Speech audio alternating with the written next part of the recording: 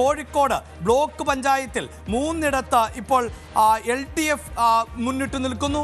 UDFും ഇഞ്ചോടിഞ്ച് 3-3 എന്ന നിലയിലാണ് ഇപ്പോൾ മുന്നിട്ട് നിൽക്കുന്നത് എന്നുള്ളതാണ്. ചേളന്നൂർ, പേരാമ്പ്ര, വടകര എന്നിങ്ങനെ 3 വാർഡുകളിൽ ആണ് LDFിന്റെ തേരോട്ടമെങ്കിൽ കൊടുവള്ളി, കുന്നുമ്മൽ, തൂണേരി ബ്ലോക്കുകളിൽ ആണ് UDF ഇപ്പോൾ ലീഡ് തുടരുന്നത്. അങ്ങനെ കോഴിക്കോട് ആർക്കും പിടികൊടുക്കാത്ത തരത്തിൽ ഇഞ്ചോടിഞ്ച് പോരാട്ടത്തിലേക്ക് വരുന്നു. പക്ഷേ കോഴിക്കോട് കോർപ്പറേഷനിലേക്ക് എത്തുമ്പോൾ അവിടെ പതിറ്റാണ്ടുകളായി ഇടതു കോട്ടയാണ്. ആ കോട്ടയിൽ വിള്ളൽ വീഴ്ത്താൻ ഇത്തവണയും എതിരാളികൾക്ക് സാധിക്കുന്നില്ല എന്ന് വേണം നമുക്ക് മനസ്സിലാക്കാൻ. അവിടെ ഒരു ആധിപത്യം ഇപ്പോഴും LDFിൻ്റേത് തുടരുക തന്നെയാണ്.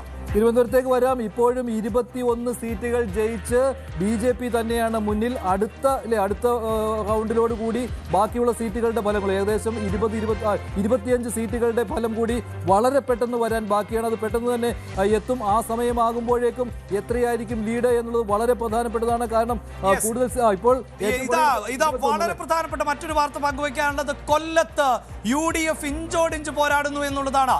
അത് ഒരുപക്ഷെ മഞ്ജുഷി തെരഞ്ഞെടുപ്പിന് ശേഷം അതായത് വളരെ കൃത്യമായി ഇഞ്ചോടിഞ്ച് പോരാട്ടത്തിലേക്ക് പോകുന്നു. പലപ്പോഴും കൊല്ലം എന്നത് ഇടതിനൊപ്പം നിൽക്കുന്ന മണ്ണാണ് എങ്കിൽ പോലും ഈ തെരഞ്ഞെടുപ്പിന് ശേഷം കോർപ്പറേഷനിൽ പോലും അട്ടിമറി ഉണ്ടായേക്കാം എന്ന തരത്തിലുള്ള ചില പ്രതികരണങ്ങൾ പ്രാദേശിക നേതാക്കളുടെ ഭാഗത്ത് നിന്ന് ഉണ്ടായിരുന്നു കൊല്ലത്ത്. പക്ഷേ അത് അവിശ്വസനീയമെന്നാണ് നേതൃത്വത്തിന്റെ വിലയിരുത്തൽ. പക്ഷേ ജില്ലാ പഞ്ചായത്തുകളിൽ അടക്കം ഇപ്പോൾ വലിയ മുന്നേറ്റം UDFിന് നടത്താൻ പറ്റുന്നുണ്ട് എന്നതാണ് ഏറ്റവും പുതിയ വിവരമായി നമുക്ക് പങ്കുവയ്ക്കാൻ സാധിക്കുന്നത്. മഞ്ജുഷ്, ശരിയാണ്. ഇതാണ് ഏറ്റവും ഒടുവിലത്തെ വിവരം. കൊല്ലത്ത് കോർപ്പറേഷനിൽ പക്ഷേ ഏകപക്ഷീയമായ മുന്നേറ്റമാണ് LDFിന്റെ. പക്ഷേ കഴിഞ്ഞ തവണത്തേക്കാൾ നില മെച്ചപ്പെടുത്തുവാനായിട്ട് UDFിന് കഴിയുന്നു എന്നാണ് മറ്റു സ്ഥലങ്ങളിൽ ഗ്രാമപഞ്ചായത്തുകൾ ഉൾപ്പെടെയുള്ള പ്രദേശങ്ങളിൽ. കൊല്ലത്ത് LDF 22ഉം UDF 20ഉമാണ് അല്ലേ? കോർപ്പറേഷനിലും അങ്ങനെ തന്നെയാണ്.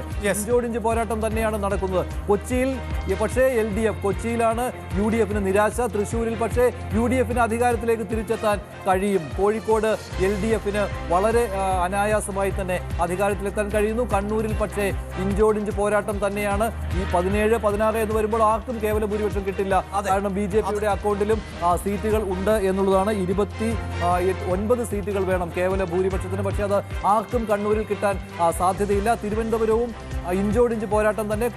കൊല്ലത്ത് മുന്നിൽ നിൽക്കുകയാണ്. അതായത് ഒരു സീറ്റിന് മുന്നിൽ നിൽക്കുന്ന സാഹചര്യമാണ്. അത് അപ്രതീക്ഷിതമായ മുന്നേറ്റം തന്നെയാണ്. അതാണ് നേരത്തെ സൂചിപ്പിച്ചത്. അതായത് കൊല്ലം കോർപ്പറേഷനെ സംബന്ധിച്ചിടത്തോളം ഈ തെരഞ്ഞെടുപ്പിന് ശേഷം അട്ടിമറി സംഭവിക്കുമെന്ന് പൊതുവെ വിലയിരുത്തപ്പെട്ടിരുന്ന ആദ്യ 7 ജില്ലകളിലെ തെരഞ്ഞെടുപ്പിലായിരുന്നു ഒന്നാം ഘട്ടത്തിലായിരുന്നു കൊല്ലം ജനവിധി എഴുതിയത്. അതിനുശേഷം തിരുവനന്തപുരത്ത് മുന്നേറ്റം നടത്താൻ സാധിക്കും. കൊല്ലം ഒരുപക്ഷെ UDFിനൊപ്പം നിൽക്കും എന്ന തരത്തിൽ പ്രാദേശികമായി റിപ്പോർട്ടുകൾ ഉണ്ടായിരുന്നു. പക്ഷേ അത് നേതൃത്വം തള്ളിക്കളഞ്ഞിരുന്നു. പക്ഷേ ആ പ്രാദേശിക റിപ്പോർട്ടുകൾ ശരിവെക്കുന്ന പ്രകടനം UDF 22 LDF 20 എന്ന നിലയിലുമാണ്.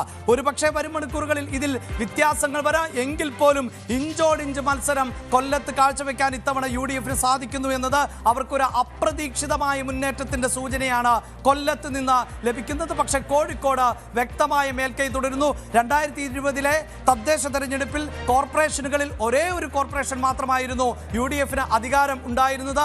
അത് കണ്ണൂരാണ്. ആ കണ്ണൂര് ഇത്തവണ ആ മേൽക്കൈ തുടരുന്നുണ്ട്. പക്ഷേ അതും തുലോം തുച്ഛമായ സീറ്റുകൾക്കാണ് എന്നതാണ് എടുത്തു പറയേണ്ടത്. ഇപ്പോഴത്തെ മുന്നേറ്റം എടുത്തു പറയേണ്ടത് കൊല്ലത്ത് തന്നെയാണ്. കൊല്ലത്ത് 22 സീറ്റുകളിൽ മുന്നിട്ട് നിൽക്കുമ്പോൾ കൊച്ചിയിൽ വീണ്ടും കോൺഗ്രസ് നാണം കെടുകയാണോ എന്ന സംശയമാണ് ഉയരുന്നത്.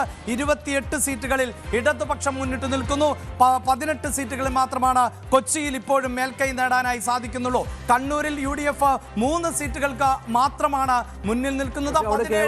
അവിടെ കേവല ഭൂരിപക്ഷം നേടണമെങ്കിൽ 29 സീറ്റുകൾ വേണം. കണ്ണൂരിൽ 29 സീറ്റുകൾ വേണം. അതുപോലെ തന്നെ കൊല്ലത്തും 29 സീറ്റുകളാണ് കേവല ഭൂരിപക്ഷത്തിന് വേണ്ടത്. തൃശ്ശൂരിലും അങ്ങനെ തന്നെയാണ്. അതേസമയം കൊച്ചിയിൽ 56 സീറ്റുകൾ വീതം അല്ലേ? തൃശ്ശൂരിൽ 39 സീറ്റുകൾ വേണം ഒരു പാർട്ടിക്ക് അധികാരത്തിൽ എത്തുവാനായിട്ട്. പക്ഷേ കൊച്ചിയിൽ 39 സീറ്റുകൾ വേണം. പക്ഷേ കൊച്ചിയിൽ LDFിന് ആ സീറ്റ് നിലയിലേക്ക് എത്താൻ സാധിക്കുമെന്നാണ് ഇപ്പോഴത്തെ പ്രതീക്ഷ. കൊച്ചിയിൽ അങ്ങനെ ഒരു മുന്നേറ്റം നടത്തുന്നുണ്ട്. LDF 39 സീറ്റുകളിലേക്ക് വരാനുള്ള സാധ്യതയുണ്ട്. പക്ഷേ കണ്ണൂരിൽ ആർക്കും ഭൂരിപക്ഷം കിട്ടാത്ത ഒരു അവസ്ഥയിലേക്കാണ്. കാരണം BJP 5 സീറ്റുകളിൽ അവിടെ ലീഡല്ല 5 സീറ്റുകൾ നേടിയിട്ടുണ്ട് എന്നതാണ് അതിൻ്റെ ഒരു കാരണം. തിരുവനന്തപുരത്ത് ഇപ്പോഴും 21, 16, 8 എന്നുള്ള നിലയാണ്. അവിടെയും കേവല ഭൂരിപക്ഷത്തിലേക്ക്. കാരണം BJP സീറ്റുകൾ കൂട്ടുന്നതാണ് കോർപ്പറേഷനുകളിൽ ഒരു മുന്നണിക്കും കേവല ഭൂരിപക്ഷത്തിലേക്ക് വരാൻ പറ്റാത്തതിന് കാരണമായി വരും. അതായത് നിയമസഭാ തെരഞ്ഞെടുപ്പിന് കേവലം 5 മാസം മാത്രം ബാക്കി നിൽക്കെ ഈ തെരഞ്ഞെടുപ്പിൽ വോട്ട് നില മെച്ചപ്പെടുത്തുമെന്ന് പറയുകയും അങ്ങനെ തദ്ദേശ തെരഞ്ഞെടുപ്പിൽ 20%-ലധികം 25% വരെ അല്ലേ വോട്ട് നില മെച്ചപ്പെടുത്തുമെന്ന് കേന്ദ്ര ആഭ്യന്തരമന്ത്രി അമിത്ഷായാണ് പ്രഖ്യാപനം നടത്തിയത്. കോഴിക്കോട് 14 സീറ്റുകളിൽ BJP ആണ് അല്ലെ? 14 സീറ്റുകൾ എന്ന് പറയുമ്പോൾ വളരെ വലിയ കണക്കാണത്. കോഴിക്കോട് കോർപ്പറേഷനിൽ 14 സീറ്റുകളിൽ BJP എന്നുള്ളതാണ്. അവിടെ LDF അധികാരത്തിൽ വന്നാലും ഇപ്പോൾ വെച്ച് നോക്കുകയാണെങ്കിൽ 39-ലേക്ക് എത്തുമോ എന്നുള്ള കാര്യം സംശയകരമാണ്. റൈറ്റ്, എന്തായാലും അപ്രതീക്ഷിതമാകുന്ന മുന്നേറ്റമാണോ NDAയുടെ ഭാഗത്ത് നിന്നുണ്ടാകുന്നത് എന്നത് തന്നെ സംശയകരമാണ്. എന്തായാലും കടുത്ത പോരാട്ടം ആണ് കോർപ്പറേഷനുകളിലേക്ക് ഇപ്പോൾ നടക്കുന്നത് എന്ന് പറയാം. കഴിഞ്ഞ തവണത്തേതുപോലെ ഒരു വലിയ അപ്രമാദിത്വം ഇടതുപക്ഷത്തിന് ലഭിക്കാതെ പോകുന്നു. 6 കോർപ്പറേഷനുകളിൽ എല്ലായിടത്തും ഭരണത്തിൽ വന്നാൽ പോലും അധികാര വടംവലി ഉറപ്പായി സംശയമില്ല. കാലുമാറ്റങ്ങൾക്ക് വേദിയാകും. അതിനുള്ള കാരണം എല്ലാ കോർപ്പറേഷനുകളിലും BJP ഒരു സാന്നിധ്യമായി മാറിയിരിക്കുന്നു എന്നുള്ളതാണ്. നേരത്തെ 1, 2, 3 സീറ്റുകൾ വെച്ചായിരുന്നു തിരുവനന്തപുരം ഒഴിച്ചുള്ള കോർപ്പറേഷനുകളിൽ എങ്കിൽ ഇപ്പോൾ അങ്ങനെ അല്ല അല്ലേ? മറ്റു കോർപ്പറേഷനുകളിലും എല്ലായിടങ്ങളിലും BJP ഗണ്യമായ രീതിയിൽ സീറ്റ് വർദ്ധിപ്പിക്കുവാൻ കഴിഞ്ഞിട്ടുണ്ട് എന്നുള്ളതാണ് അതിപ്രധാനമായി നിൽക്കുന്നത്. അത് കോഴിക്കോട് പോലും അങ്ങനെ തന്നെയാണ്. കോഴിക്കോട് LDFന്റെ വളർച്ചയെയാണ് BJP തടയിട്ടിരിക്കുന്നത് എന്ന് വേണം പറയാൻ. തൃശ്ശൂരിൽ അവിടെ തിരിച്ചടിയായിരിക്കുന്നത് ആർക്കാണെന്ന് നോക്കിയാൽ അത് UDFനാണ് തിരിച്ചടിയായിരിക്കുന്നത്. തിരുവനന്തപുരത്ത് LDFനാണ് BJPയുടെ സാന്നിധ്യം തിരിച്ചടിയായിരിക്കുന്നത്. കൊല്ലത്ത് വരുമ്പോൾ അത് LDFനുള്ള തിരിച്ചടിയായി മാറിയിരിക്കുന്നു. അതായത് എല്ലാ മുന്നണിക്കും BJP നേടുന്ന വോട്ടുകൾ തിരിച്ചടി ഉണ്ടാക്കുന്നു എന്നതാണ് രാവിലെ നമ്മൾ വിലയിരുത്തിയ ഒരു കാര്യം കൂടിയായിരുന്നു അത്. റൈറ്റ്, അതായത് രാഷ്ട്രീയത്തിന്റെ ഇന്നലകളിൽ പൊതുവെ വിലയിരുത്തപ്പെട്ടിരുന്നത് BJP വളരുന്നുവെങ്കിൽ അതെപ്പോഴും കോൺഗ്രസിന്റെ വോട്ട് കൊണ്ടായിരിക്കും, UDFന്റെ വോട്ട് കൊണ്ടായിരിക്കും എന്ന കണക്കുകൂട്ടലുകൾ പിഴയ്ക്കുന്നു എന്ന് വേണം ഈ ഘട്ടത്തിൽ നമുക്ക് മനസ്സിലാക്കാൻ. ഇടതു കോട്ടകളിൽ നിന്ന് വോട്ടുകൾ ചോർത്തിയെടുക്കാൻ BJPക്കും NDAക്കും സാധിക്കുന്നു എന്നതാണ് ഈ കണക്കുകൾ ഇപ്പോൾ പുറത്തുവരുന്നത്. അതാണ് നേരത്തെ സൂചിപ്പിച്ചത്. വരാൻ പോകുന്ന നിയമസഭാ തെരഞ്ഞെടുപ്പിൽ ഊർജം പകരുന്ന ഒരു തെരഞ്ഞെടുപ്പായി മാറുന്നുണ്ടോ NDAക്ക് എന്നത് വരും മണിക്കൂറുകളിൽ നമുക്ക് അറിയാൻ സാധിക്കുന്നു. അതേസമയം LDFന് പലയിടങ്ങളിലും സുരക്ഷിതമായ നിലയിൽ അധികാരത്തിലേറാൻ പറ്റുന്ന രാഷ്ട്രീയ സാഹചര്യം ഇപ്പോഴില്ല എന്നുള്ളതാണ്.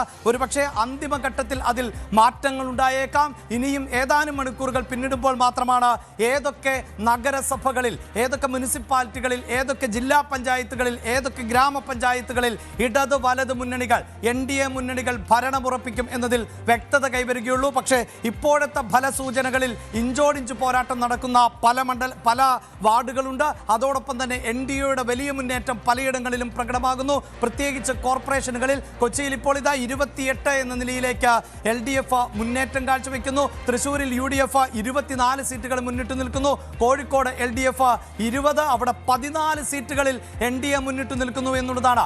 കണ്ണൂരിൽ 20 സീറ്റുകളിൽ UDF നിൽക്കുമ്പോൾ അവിടെയും NDA വലിയ മുന്നേറ്റം നടത്തുന്നു എന്നത് തന്നെയാണ് എടുത്തു പറയേണ്ടത്. 6 കോർപ്പറേഷനുകളിൽ ഒരിടത്ത് NDAയുടെ വലിയ മേൽക്കൈ, അതായത് തിരുവനന്തപുരത്ത് 21-16 എന്ന നിലയിലേക്ക് എത്തുന്നു. തിരുവനന്തപുരത്ത് ഏറ്റവും വലിയ ഒറ്റക്കക്ഷിയായി ഇത്തവണ NDA മാറും എന്ന സൂചനകൾ തന്നെയാണ്. അങ്ങനെ രാഷ്ട്രീയ കേരളം ഇപ്പോൾ തലസ്ഥാന നഗരിയിലേക്ക് കണ്ണുകൂർപ്പിക്കുന്നു, കാതുകൂർപ്പിക്കുന്നു. അവിടെയാണ് NDAയുടെ വലിയ മുന്നേറ്റം നടക്കുന്നത്. ഒരുപക്ഷെ അധികാരത്തിലേക്ക് എന്ന നിലയിലേക്ക് എത്തിയില്ല എങ്കിലും പ്രതീക്ഷിച്ചതുപോലെ വലിയൊരു മുന്നേറ്റം അവിടെ NDA കാഴ്ചവെക്കുന്നുണ്ട്. കൊച്ചിയിൽ ആണ് UDFനെ സംബന്ധിച്ചിടത്തോളം വലിയ തിരിച്ചടി. അവർ പ്രതീക്ഷിച്ചതിനേക്കാൾ വലിയ തിരിച്ചടിയിലേക്ക് കൊച്ചി പോകുന്നു. വലിയ മുന്നൊരുക്കങ്ങൾ നടത്തിയിട്ടും അവിടെ വിമതരെ അനുനയിപ്പിക്കാൻ UDFന് സാധിച്ചില്ല.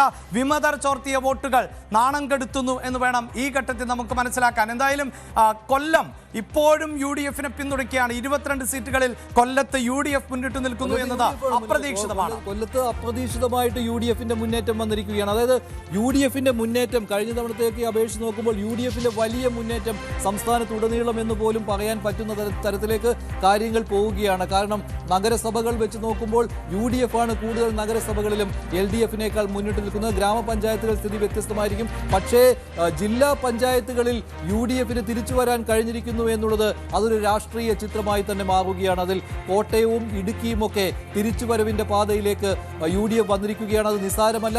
വലിയ രീതിയിലുള്ള വ്യത്യാസം പോലും ഇക്കാര്യത്തിൽ വരികയാണ്. വയനാട് കഴിഞ്ഞ തവണ ടൈ ആയിരുന്നു. പക്ഷേ ഇത്തവണ UDFന് വ്യക്തമായ ആധിപത്യം. കാസർഗോഡും അതേ രീതിയിൽ. എറണാകുളത്ത് സ്വന്തം ശക്തി കേന്ദ്രത്തിൽ ശക്തി കൂടുതൽ മെച്ചപ്പെടുത്തുവാൻ കഴിഞ്ഞിരിക്കുന്നു. മലപ്പുറത്ത് വലിയ മുന്നേറ്റം UDFന് ഉണ്ടാവുകയാണ്. കണ്ണൂർ കോർപ്പറേഷനിൽ UDFും LDFും തമ്മിൽ ഇഞ്ചോടിഞ്ച് പോരാട്ടം നടക്കുകയാണ്. തിരുവനന്തപുരം കോർപ്പറേഷനിൽ മാത്രമാണ് UDFന് തിരിച്ചടി ഉണ്ടായിരിക്കുന്നത്. കഴിഞ്ഞ തവണത്തെ പോലെ തന്നെയാണ് കാര്യങ്ങൾ പോകുന്നത്. ബാക്കി മിക്കയിടങ്ങളിലും കൊല്ലത്ത് ഏകപക്ഷീയമായ മുന്നേറ്റം LDFന് കിട്ടുമെന്ന് പ്രതീക്ഷയെടുത്താണ് അവിടെ ഇഞ്ചോടിഞ്ച് പോരാട്ടത്തിലേക്ക് കോർപ്പറേഷനിൽ പോലും പോകുന്നത്.